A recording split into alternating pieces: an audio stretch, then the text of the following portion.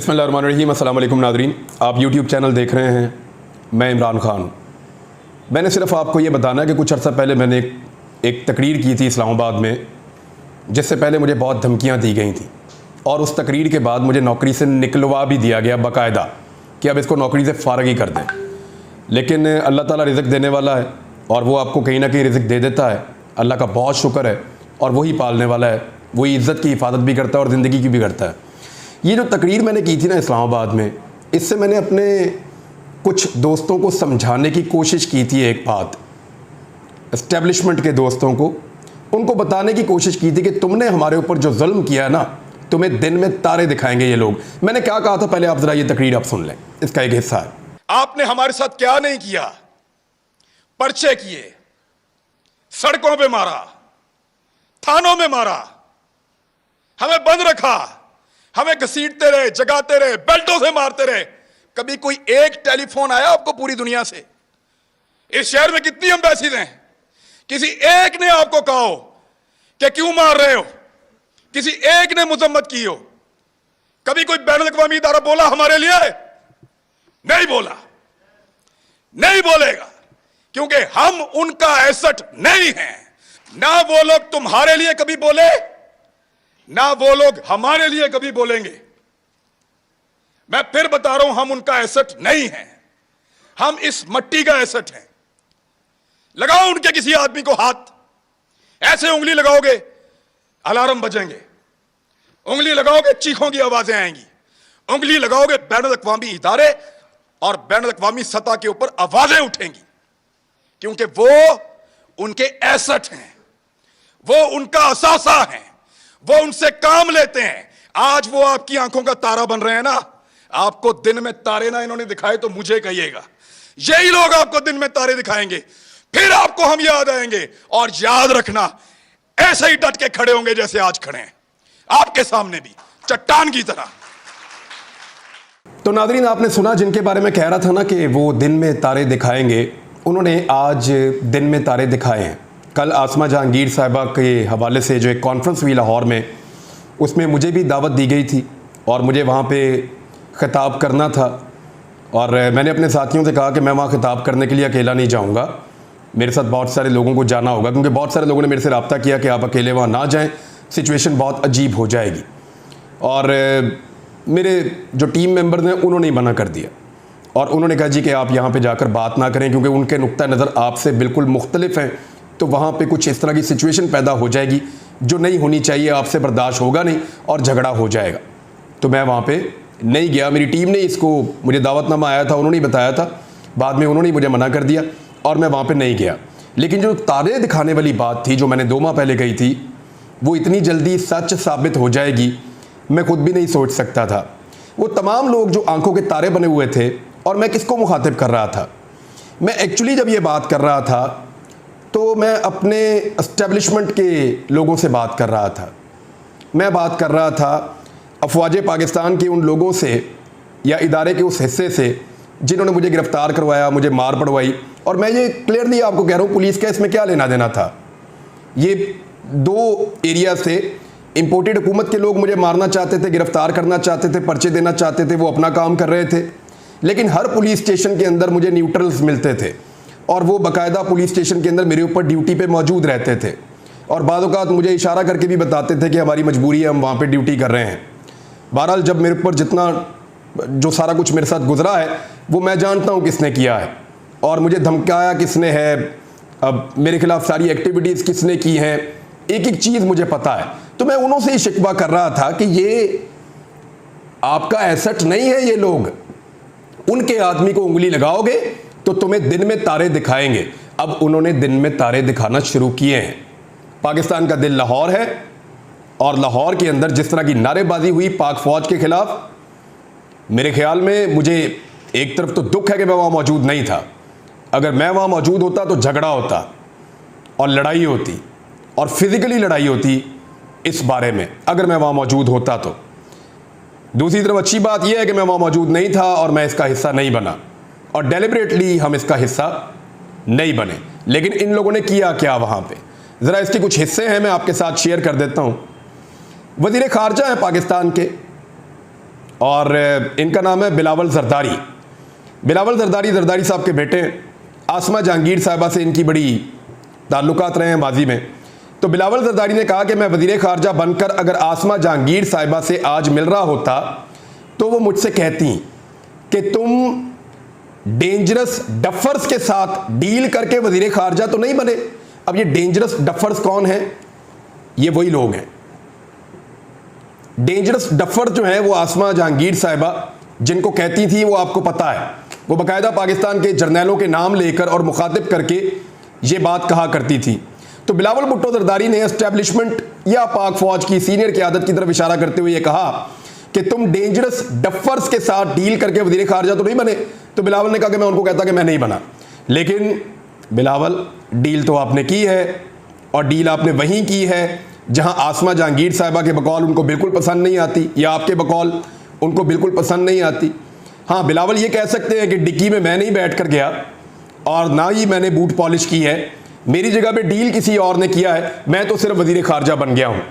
यहाँ पे और बहुत सारे लोगों ने बहुत सारी बातें की हैं। मिसाल के तौर पर वफाकी वज़ीर कानून वहाँ मौजूद थे कॉन्फ्रेंस में, वहाँ फ़ौज के ख़िलाफ़ नारेबाजी की गई।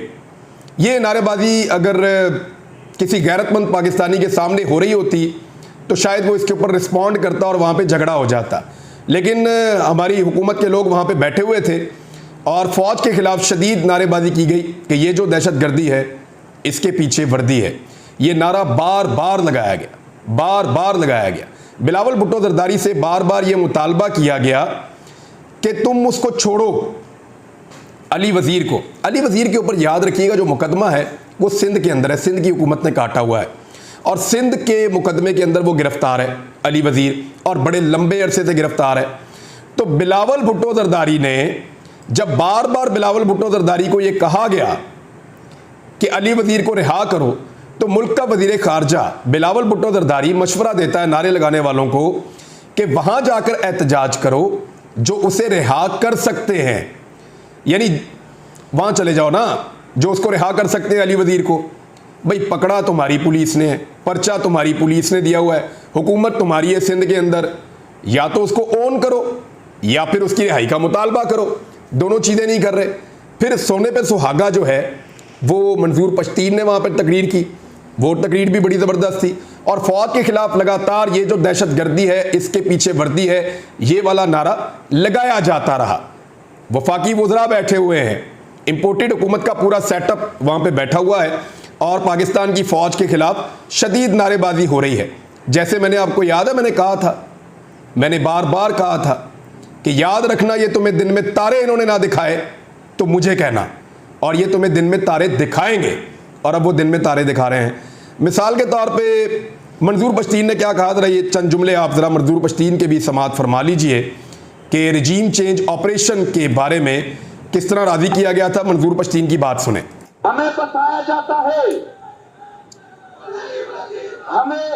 हमें बताया जाता है कि अगर फलाने की हुकूमत आ गई तो आप लोगों के मसाइल हल हो जाएंगे। फिर आखिर में कहते थे इसको हटाते हैं, फलाने की हुकूमत आ जाएगी तो आपके मसाइल हल होंगे। सब आ गए, सब चले गए, हमारे मसाइल वही है। अब अली वज़ीर जो है वो भी गिरफ्तार हैं, और मंजूर पश्तीन साहब की बात आपने सुनी कि हमें बताया जाता है कि इसको हटा दो, यानी इमरान खान को, आपके मसाइल हल हो जाएंगे। तो हमने हटा दिया। यानी पीटीएम के जो वोट्स हैं, पीटीएम एक पाकिस्तान के अंदर रजिस्टर्ड पार्टी है, हमारे भाई हैं और इसी मुल्क के अंदर वो रहते हैं, हमारे लिए बड़े काबिल एहतराम हैं। उनके भी बड़े जायज़ मुतालबात हैं, कुछ मुतालबात उनके बड़े जायज़ हैं, कुछ मुतालबात के ऊपर आप एतराज़ कर सकते हैं। बाज़ चीज़ें पाक फ़ौज ने इनके बारे में बताई थी। पाक फ़ौज का ये कहना था कि ये इंडिया से फ़ंडिंग लेते हैं, ये अफ़गानिस्तान से फ़ंडिंग लेते हैं। पाक फ़ौज ने इनको रॉ का एजेंट करार दिया था, लेकिन पाक फ़ौज ये साबित करने में आज तक नाकाम रही है, या पाक फ़ौज ने अभी तक अपने अमल से कभी ये साबित नहीं किया कि वाकई में ये रॉ के एजेंट हैं। तो ऐसा लगता है कि क्योंकि इनके वोट लिए गए हैं रजीम चेंज ऑपरेशन में, तो ऐसा लगता है कि पीटीएम के ऊपर जितने इल्ज़ामात लगाए गए शायद वो सारे गलत होंगे या उनको साबित नहीं कर सकती होगी पाक फ़ौज, और इसीलिए फिर उस तरफ जो है वो झुकाव हमने देखा। लेकिन हमने ये देखा कि पीटीएम के मुतालबात आज भी चल रहे हैं। उन्होंने कहा कि हमें धोखा दिया गया और हमें कहा गया कि इसको तब्दील कर दे, और जब हमने तब्दील कर दिया तो उसके बाद हमारे मसाइल उसके बावजूद वहीं पे खड़े हैं। यानी इनका एक एमएनए जो है वो अभी भी गिरफ्तार है, अली वजीर, जिसकी रिहाई के लिए ये बार बार मुतालबात कर रहे थे।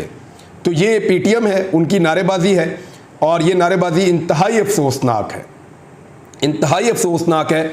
लाहौर शहर के अंदर इस तरह की नारेबाजी हो रही है, इसको सुनकर मुझे वाकई दुख हुआ है। लेकिन मुनाफकत जो सबसे ज़्यादा की है वो बिलावल जरदारी ने की है। यानी बिलावल की लाहौर में होने वाली अगर आप तकरीर देखें, इंसानी हकूक़ की बातें कर रहे हैं, बिलावल आज़ादी इज़हार राय की बातें कर रहा है, और बातें कर रहा है आसमा जहांगीर की जो है वो एक कॉन्फ्रेंस के अंदर।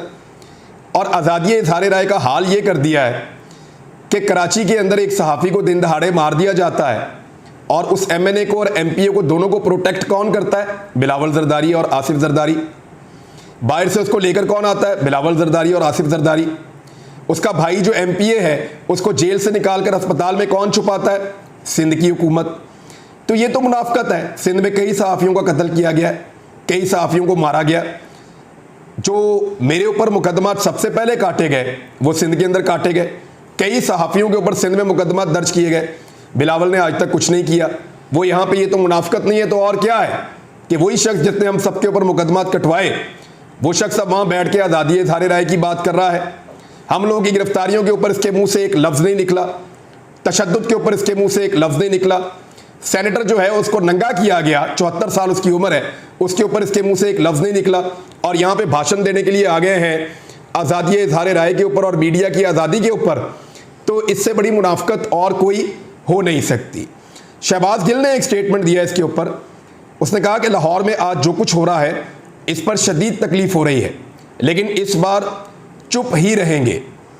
वैसे मैं ज़ाती तौर पे मुझे भी बड़े शिकवे हो सकते हैं इन इदारों से जिन्होंने मुझे ना सिर्फ गिरफ्तार करवाया, मेरे पे टॉर्चर किया, मेरी ज़िंदगी को अजाब बना दिया, मेरे फैमिली को हरासा किया, मेरे वालिद को, मेरी वालदा को, मेरे बच्चों को, सबको हरासा किया, मेरे भाइयों की ज़िंदगी को अजाब बना दिया, हमारा फैमिली का बिज़नेस तक तबाह कर दिया, हमारे अकाउंट्स तक सील करवा दिए।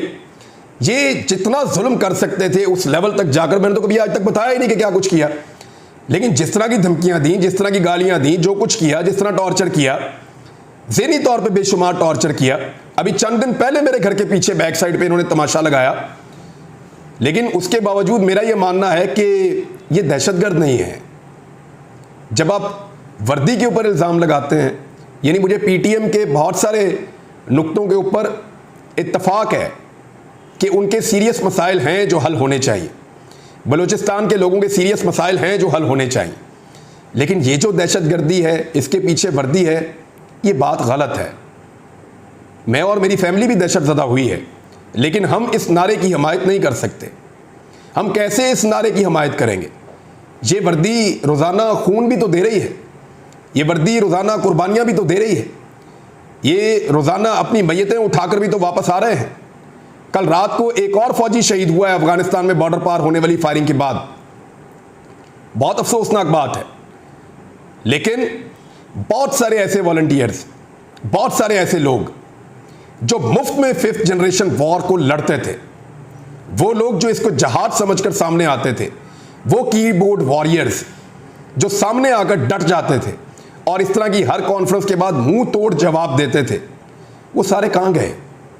किसी को नंगा किया हुआ है, किसी को जूते मारे हुए हैं, किसी को बेल्टें मारी हुई हैं, किसी को जलील किया हुआ है, किसी को घर से उठाया हुआ है, किसी को थ्रेट किया हुआ है, किसी को जो आंसू गैस फेंकी हुई है, किसी के घर में दीवार फलांग के आए हुए हैं।